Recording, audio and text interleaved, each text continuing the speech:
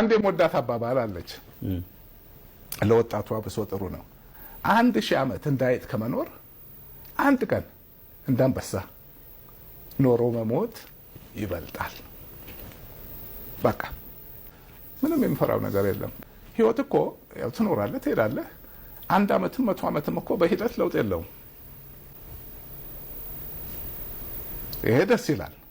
የኔ ህይወት ደግሞ ይሄ ነው። ደስትኒ ወይም ደግሞ ህይወት የሚሰጠኝን ማንኛውንም ነገር በፍቅር እቀበለዋለሁ ነው።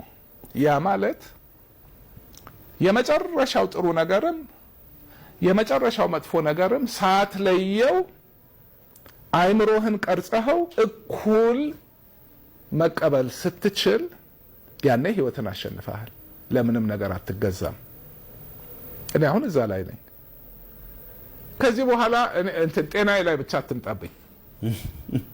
ከዛ ውጭ አሁን አደጋ ይድረስብኝ። ከዛ ውጭ ምንድነው? ከዛ ውጭ መታሰር ነው አይደለም? አይቼዋለሁ። የራሱ ህይወት አለው። የሚያስፈራ ነገር የለውም። ሂደት ነው። እንትን እኮ ነው አለ አይደለ? ሚጥሚጣ አለ፣ አልጫ አለ፣ ጨው አለ፣ ሱካር አለ። ከለመተው ካወቀው ሁሉም ምግብ ነው። ሁሉ ነገር ሂደት ነው።